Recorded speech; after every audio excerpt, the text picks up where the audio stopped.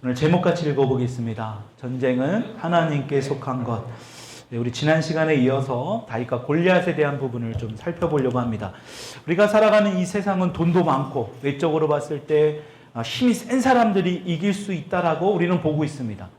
그러나 우리는 우리의 입장이 그런 거고요. 우리의 시각으로 볼 때 그런 것이고 하나님이 보는 것은 완전히 다릅니다. 우리가 생각할 때 한없이 약해 보이는 사람이라 할지라도 하나님은 그 사람을 통해서 승리케 하시고 그 사람을 사용하신다라는 것입니다. 여러분, 그래서 우리가 지난 시간에 이스라엘과 이 블레셋의 전쟁을 통하여 이 다윗과 사울 또 이 골리앗을 통해서 우리가 살펴보았습니다. 지금 이 블레셋 군대 중에서 가장 싸움을 잘한다는 장수 바로 누구죠? 골리앗입니다. 그 골리앗을 뭐라고 표현했습니까? 사무엘상 17장 4절에 보면 싸움을 도두는 자라고 표현하고 있죠. 싸움을 도두는 자가 뭐라고 그랬죠? 챔피언. 그 블레셋 군대 중에서도 가장 싸움을 잘하는 자가 바로 이 골리앗이라는 겁니다. 그러니까 키가 6규빗 한 뼘. 그러니까 3m 조금 안 되는 3m에 가까운 엄청난 키예요. 우리나라에서 가장 키가 크다는 여러분 잘 알고 있는 최용만 씨 아시죠? 그분 키가 2m 17이래요.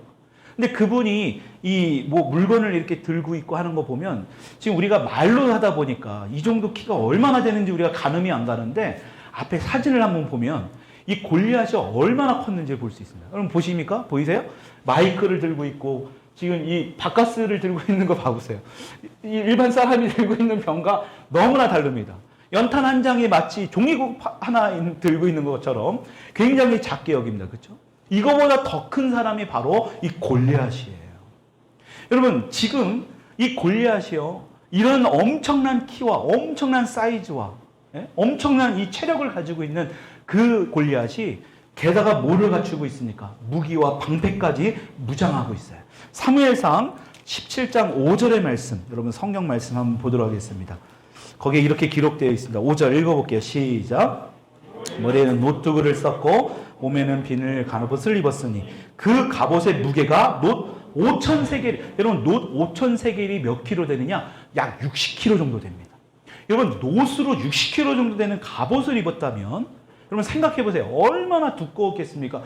그것을 입을 수 있는 체력과 이 키가 이 골리앗을 가지고 있는 그 소유하고 있는 외적인 요소라는 거예요.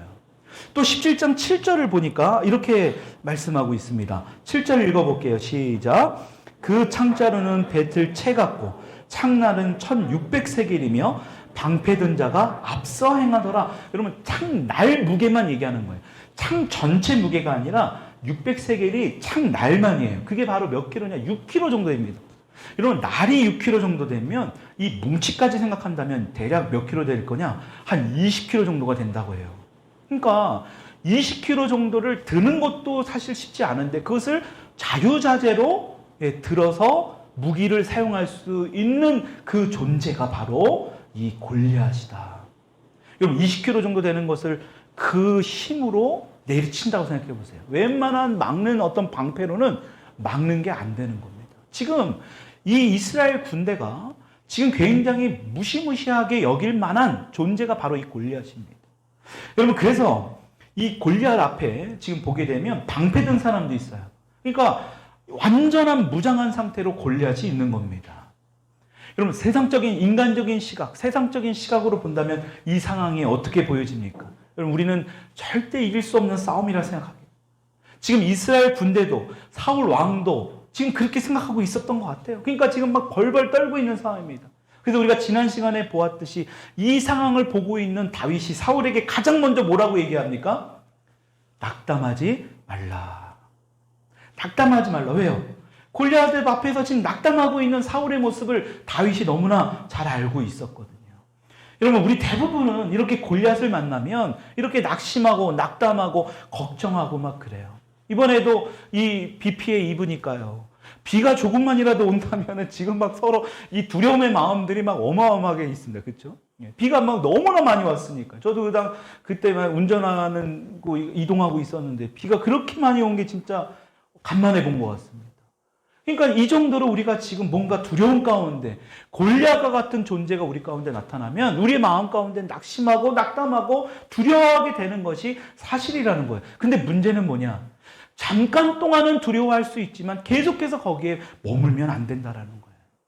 여러분, 다윗이 지금 사울과 같은 상황에 있지만 지금 두려운 마음이 똑같을 거예요. 근데 다윗은 어떻습니까? 거기에 머물러 있지 않습니다. 그 이유가 무엇이었느냐? 우리가 지난주에 살펴봤죠. 지난주에 보았던 다윗의 모습, 어떤 모습이 있었습니까? 작은 일에도 충실합니다. 자기가 맡은 바 책임을 뭐예요? 다 해요. 최선을 다해요. 여러분, 당시 목동일은 하찮은 일 중에 가장 하찮은 일이라고 그랬잖아요. 그렇죠? 위험한 일입니다. 광야에서 24시간을 그곳에서 맹수들과 싸워야 돼요. 여러분, 그 일을 지금 다윗은 어떡합니까? 최선을 다해서 맡은 바 책임을 다해서 하는 모습을 우리가 봤습니다. 여러분, 우리가 여기서 중요하게 볼 것이 뭐라 그랬습니까? 다윗처럼 이런 작은 일에 최선을 다하게 되면, 책임감을 가지게 되면 어떻게 된다는 거예요?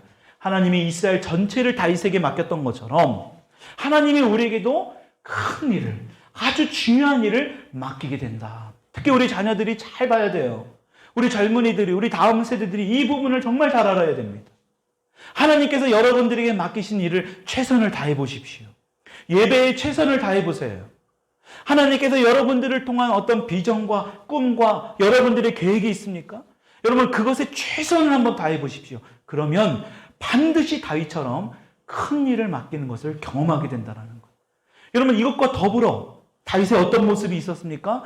자기 맡은 일에 최선을 다하고 책임감 있는 모습으로 살다 보니까 뭐예요? 하나님의 능력을 경험하게 돼요. 다윗이 어땠습니까? 양을 지킬 때에 곰이나 사자와 같이 이런 맹수들과 어떻게 해요? 끝까지 달려가서 싸웠다고 그랬어요. 그리고 곰이나 사자를 죽였다고 했습니다. 여러분, 이게 인간의 힘으로 가능합니까? 하나님의 능력 없이는 도저히 불가능한 일을 이 다윗은 경험한 거예요. 어떡하니까요? 자신의 맡은 일을 최선을 다하니까요. 책임감 갖고 하니까. 여러분, 그러니까 뭐예요? 하나님의 능력을 경험하는 주인공이 됐다라는 거예요. 여러분들도 그런 주인공들이 다 될 수 있기를 주님의 이름으로 축원드립니다. 여러분, 성경은 전설의 이야기가 아니에요. 실제 있었던 일들을 기록한 겁니다. 여러분, 다윗은요, 이러한 기적을 계속해서 자신의 삶에서 경험한 겁니다. 여러분, 그러니까요, 지금 다른 사람들은 다 벌벌 떨고 있고요. 골리앗을 보면서 어떻게 될까 두려워하고 낙심하고 있는, 왕까지도 그러고 있는 상황 가운데 지금 다윗은 이스라엘 군대를 향해서 뭐라고 얘기했다고요? 36절에 보면 뭐라고 합니까? 하나님의 군대라고 말해요. 하나님의 군대. 지금 오합지절, 지금 어떻게 하면 이 위기를 헤쳐나갈 수 있을까 두려워하고 있는 그런 상황 가운데 이들에게는 하나님도 보이지 않습니다. 그런 군대가 어떻게 하나님의 군대라고 볼 수 있습니까? 다윗은 반드시 하나님이 나와 함께하고 이스라엘과 함께한다는 확신을 한 거예요. 다윗은 어렸을 때부터 이 광야에서, 여러분 시편 23편 지난주에 말씀에 뭐라고 해요? 여호와는 나의 목자예요. 다윗은 그것을 계속 경험한 거예요. 여러분, 오늘 우리가 찬양의 고백도 했지만 우리의 고난이 나중에는 그것이 훗날에는 엄청난 우리의 재산이 될 수 있다는 거예요. 다윗은 그러한, 여러분 생각해 보세요. 아버지에게도 버림받았습니다. 사무엘이 기름 부음을 하려고 온 그 자식들을 다 부르려고 했을 때 다윗은 끝까지 부르지 않았어요. 아버지에게도 버림받은 자예요. 그래서 성경학자들은요, 아마도 다윗은 배다른 자식이었을 것이다 라고 보는 견해가 많습니다. 그러니까 다시 말하면 이 다윗은요, 아버지에게도 철저하게 버림받은 그런 자식 중에 하나가 바로 다윗이었습니다. 얼마나 서글펐겠어요. 광야에서 밤낮으로 맹수들이 언제 덮칠지 모르는 그런 위기 가운데서도 다윗은 어떻게 한 겁니까? 하나님만을 붙든 거예요. 그런 훈련을 계속 하니까요. 다윗은 뭐예요? 이 상황 안에서도 우리와 함께 하신다는 확신이 있었습니다. 여러분, 우리는 이것을 뭐라고 말을 한다 그랬죠? 믿음이라고 했어요. 믿음. 다윗에게는 이런 믿음이 있었던 거예요.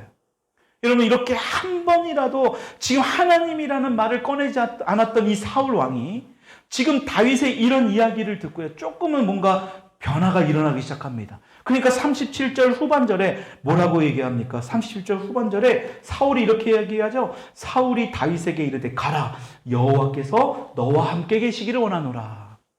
한 번도 여호와 하나님의 이름을 꺼내지 않았던 사울이 처음으로 하나님의 이름을 지금 언급하고 있습니다. 이 골리앗의 위기가 닥치니까 하나님이 보이지 않는 거예요. 얼마나 두려웠으면, 그렇죠? 하나님이 기름 부어 세웠던 이 사울 왕도 하나님이 전혀 생각도 안 났던 거예요. 너무나 두려워하니까요. 처음으로 언급합니다. 여러분, 그런데 문제는 뭐냐? 여전히 사울에게는 이 두려움이 떠나지 않았다라는 것을 성경 말씀을 통해서 우리는 알 수 있습니다. 우리 38절의 말씀 한번 읽어보겠습니다. 38절 시작.